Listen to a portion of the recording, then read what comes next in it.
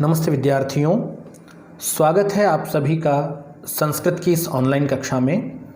आज की इस कक्षा में हम कक्षा 9वीं की पाठ्य पुस्तक शेमुशी के प्रथम अध्याय भारतीय वसंत गीतिः के प्रश्नोत्तर हल करने जा रहे हैं। जिन विद्यार्थियों ने यह पाठ नहीं पढ़ा है या जो विद्यार्थी इस कक्षा में नए हैं वे यहाँ आई बटन में दिए हुए लिंक के माध्यम से पहले पाठ पढ़ लें और उसके बाद इसके प्रश्नों को हल करने के लिए यह वीडियो देखें। आइए हम आगे बढ़ते हैं और प्रश्नोत्तर हल करते हैं। विद्यार्थियों, पहला प्रश्न हमारे सामने है, एक पदेन उत्तरम लिखत। एक पदेन उत्तरम लिखत, इसका अर्थ है हमें एक पद में यानी वन वर्ड में इन प्रश्नों के उत्तर देने हैं। एक शब्द से ज़्यादा में इसका उत्तर नहीं मांगा गया है, सिर्फ एक शब्द लिखें और उत्तर हो जाए, ऐसा उत्तर आपको देना है। पहला प्रश्न है, कवि ही काम संबोधयति। कवि ही, कवि ने, काम यानी किसको, संबोधयति संबोधित किया है। कवि किससे बात कर रहा है, कवि किसको संबोधित कर रहा है इस पाठ में? तो भारतीय वसंत गीति पाठ में हमने शुरुआत में ही पढ़ा था, अये वाणी नवीनाम वीणाम निनादय। अये वाणी हमने बताया था वहाँ कि यह संबोधन सूचक है। तो यहाँ किसे संबोधित किया है कवि ने? यहाँ संबोधित किया है वाणीम। वाणीम यानी सरस्वती को। हमने बताया था कि भारती और वाणी ये दोनों ही सरस्वती के नाम हैं। तो पाठ की पहली ही पंक्ति में कवि ने काम संबोधयति वाणीम संबोधयति, कवि ही वाणीम संबोधयति, कवि ने वाणी को संबोधित किया है। एक शब्द में उत्तर देंगे, केवल वाणीम। दूसरा प्रश्न है, कवि ही वाणीम काम वादयितुम प्रार्थयति। कवि ही यानी कवि ने वाणीम सरस्वती से काम वादयितुम क्या बजाने के लिए प्रार्थयति प्रार्थना की है। कौन सा वाद्य यंत्र, कौन सा इंस्ट्रूमेंट है जिसे बजाने की कवि ने वाणी से प्रार्थना की है, सरस्वती से प्रार्थना की है? तो पंक्तियां याद होंगी आपको, निनादय नवीनामये वाणी वीणाम। वीणा, वीणा को बजाने के लिए कवि ने यहाँ सरस्वती से प्रार्थना की है। वीणा जो कि सरस्वती का वाद्य यंत्र है, उसे बजाने की प्रार्थना कवि ने की है। अब इस अगले प्रश्न में, कीदृशीम वीणाम निनादयितुम प्रार्थयति। कीदृशीम कैसी वीणाम, वीणा को, निनादयितुम प्रार्थयति बजाने की प्रार्थना कर रहा है। कैसी वीणा को बजाने की प्रार्थना कवि कर रहा है? उत्तर था नवीनाम। निनादय नवीनामये वाणी वीणाम, नवीनाम वीणाम, नई वीणा को बजाने की प्रार्थना कर रहा है। अगला प्रश्न देखें, गीतिम कथम गातुम कथयति। गीतिम यानी गीत को, कथम कैसा या किस प्रकार, गातुम गाने के लिए, कथयति गीत को किस प्रकार गाने के लिए कहता है, किस तरह से गीत गाने के लिए सरस्वती से प्रार्थना करता है? तो आपने पढ़ा था, निनादय नवीनामये वाणी वीणाम मृदुम गाय गीतिम ललित नीति लीनाम। मृदुम गीतिम, मधुर गीत गाने के लिए कहा था, तो यहाँ उत्तर होगा मृदुम। किस प्रकार गीत गाने को कहा? मृदु गीत गाने को कहा, मधुर गीत गाने को कवि ने सरस्वती से प्रार्थना की है, मृदुम। सरसाहा रसालाहा कदा लसंती। सरसाहा यानी रसीले, रसालाहा आम, कदा लसंती कब शोभा पाते हैं। वह कौन सी ऋतु है, वह कौन सा समय है, कौन सा मौसम है जब रसीले आम शोभा प्राप्त करते हैं, शोभा पाते हैं? तो हमने पढ़ा था, वसंते लसंती सरसा रसालाहा। देखिए, वसंत की ऋतु में, वसंत कदा, कदा से समय पूछा जाता है, वसंत की ऋतु में, वसंत के समय आम शोभा पाते हैं। तो इस प्रकार हमने इन प्रश्नों के उत्तर एक पद में दिए हैं, वन वर्ड में दिए हैं। आइए अगले प्रश्न पर चलते हैं। अगला प्रश्न है, पूर्ण वाक्येन उत्तरम लिखत।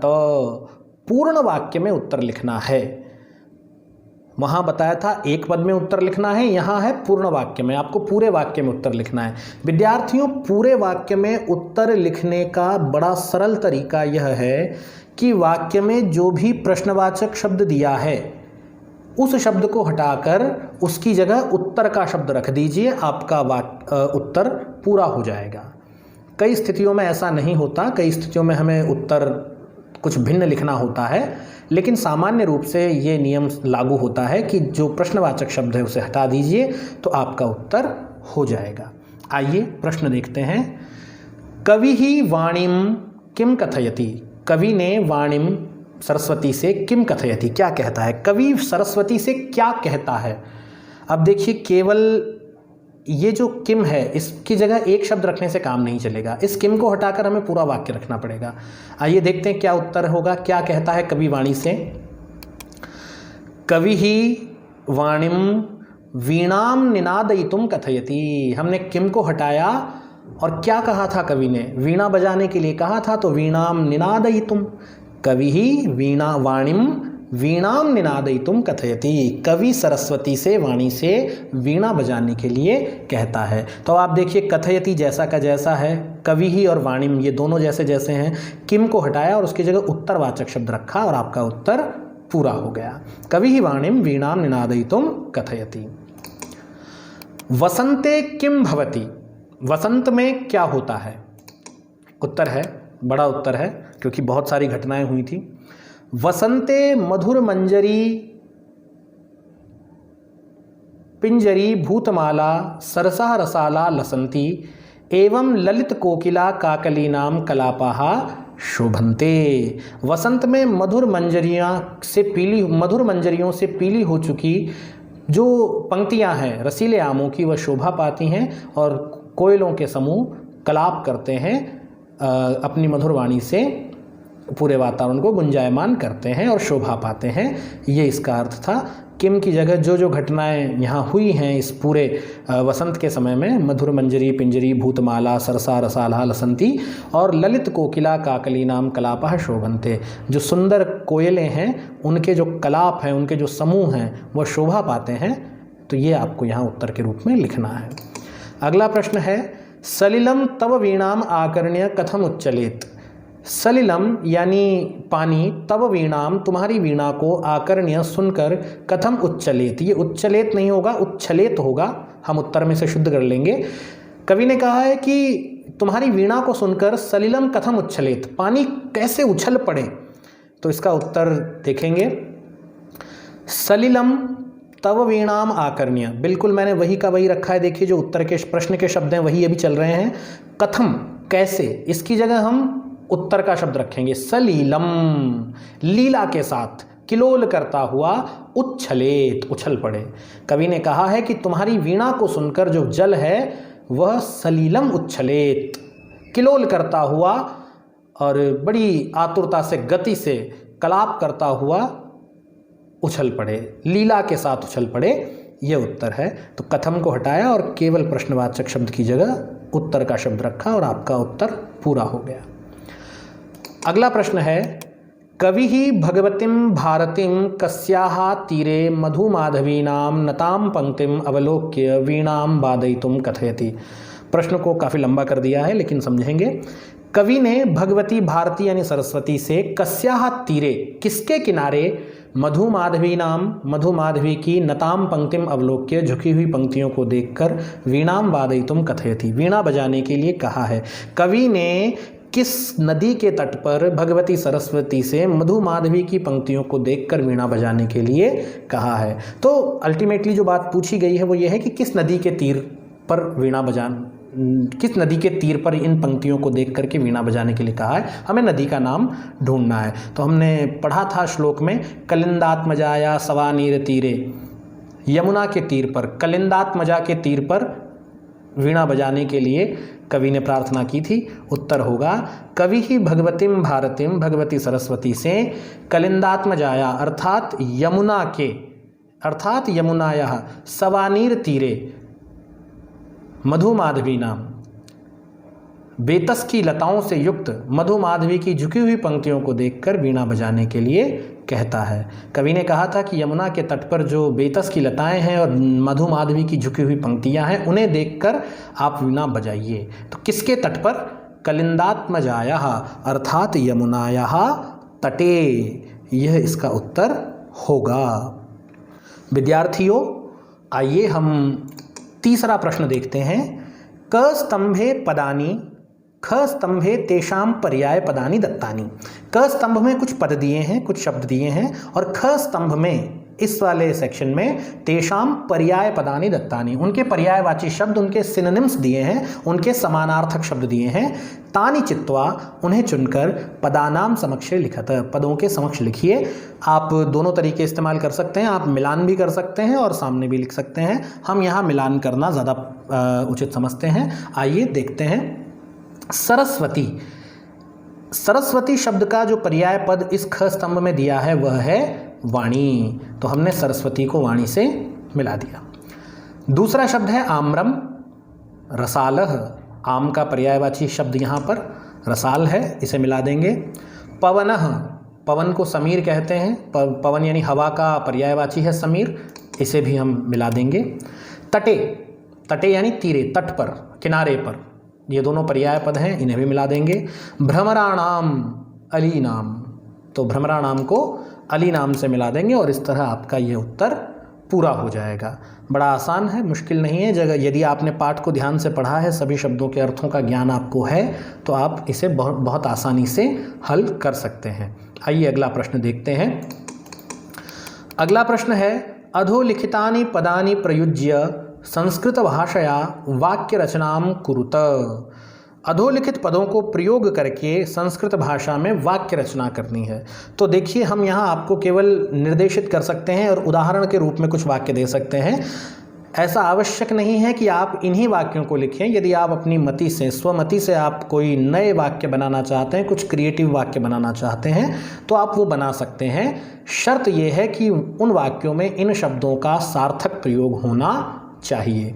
आइए पहला निनादय शब्द लेते हैं और वाक्य देखते हैं। हे वाणी, हे सरस्वती, तुम स्ववीणाम निनादय, अपनी वीणा को बजाओ। तो निनादय पद का प्रयोग हो गया है, हमने पढ़ा था पाठ में। पाठ का आश्रय लेंगे तो आपको ज़्यादा सरल रहेगा, पाठ के आधार पर वाक्य बनाएंगे तो ज़्यादा सरलता आपको रहेगी।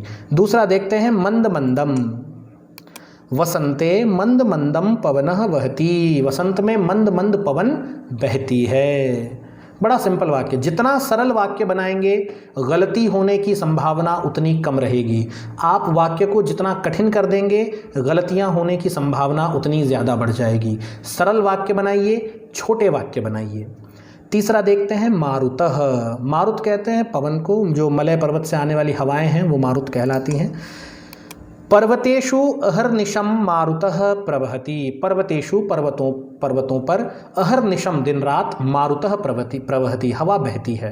तो बड़ा सरल वाक्य है, कोई कठिन ऐसा कॉम्प्लिकेटेड या कॉम्प्लेक्स सेंटेंस या कंपाउंड सेंटेंस हमने नहीं बनाया है, बहुत सिंपल सेंटेंस बनाया है। पर्वतों पर अहर्निश वायु बहती है, मारुत बहती है। पर्वतेषु अहर्निशम मारुतः प्रवहति। सलिलम, आइए, जलस्य पर्यायः सलिलम अपि भवति, सिंपलेस्ट सेंटेंस है, सबसे सरलतम वाक्य है। जलस्य पर्यायः, जल का पर्याय, सलिलम अपि भवति, सलिल भी होता है। देखिए विद्यार्थियों, इस तरह के प्रश्नों में कई बार जब हम परीक्षा की दृष्टि से देखते हैं तो क्रिएटिविटी भारी पड़ जाती है। हम कुछ क्रिएटिव वाक्य बनाने के चक्कर में गलतियां कर बैठते हैं और फिर हमारे नंबर परीक्षा में काट लिए जाते हैं। इसलिए परीक्षा की दृष्टि से जहां तक संभव हो अपनी क्रिएटिविटी यहाँ न लगाएं, सरलतम और छोटे वाक्य बनाएं ताकि उनकी संभावनाएं सही होने की बढ़ जाएं।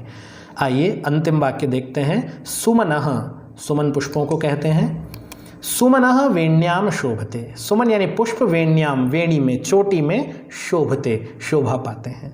बड़ा छोटा सा वाक्य 3 शब्द का हो गया और अर्थ भी समझ में आ रहा है, सार्थक वाक्य है, सुमन शब्द का प्रयोग सार्थक हो गया।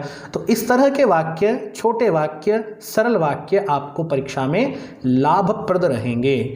तो इस बात का आप ध्यान रखें, ये परीक्षा की दृष्टि से आपके लिए एक टिप है कि जब भी कभी वाक्य निर्माण का प्रश्न हो, चूँकि आपको निश्चित रूप से अनुवाद वाला प्रश्न आता ही है, तो वहाँ पर आप दिए गए शब्द से छोटा और सरल से सरल वाक्य बनाने की कोशिश करें।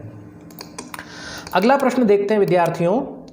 प्रथम श्लोकस्य आशयम हिंदी भाषया आंग्ल भाषया वा लिखत। अब ये प्रश्न हम आपके ऊपर छोड़ते हैं। प्रथम श्लोक का आशय हिंदी भाषा या आंग्ल भाषा में लिखने को कहा गया है। आप आई बटन में दिए हुए लिंक पर जाकर पाठ को पढ़कर वहाँ दिए गए व्याख्याओं को आप लिख सकते हैं। हमने हिंदी भाषा में भी वहाँ पाठ का भावार्थ स्पष्ट किया है, तो आप वहाँ से जाकर वीडियो को देखकर वहाँ से इसे ग्रहण कर सकते हैं। तो यह प्रश्न आपको स्वयं करना है। हम अब छठे प्रश्न की ओर बढ़ रहे हैं।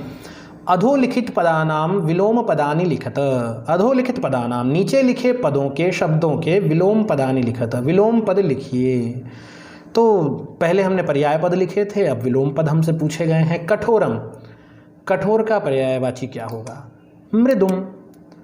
देखिए विद्यार्थियों, यहाँ भी आपको एग्ज़ाम की दृष्टि से एक टिप दे देना मैं उचित समझता हूँ।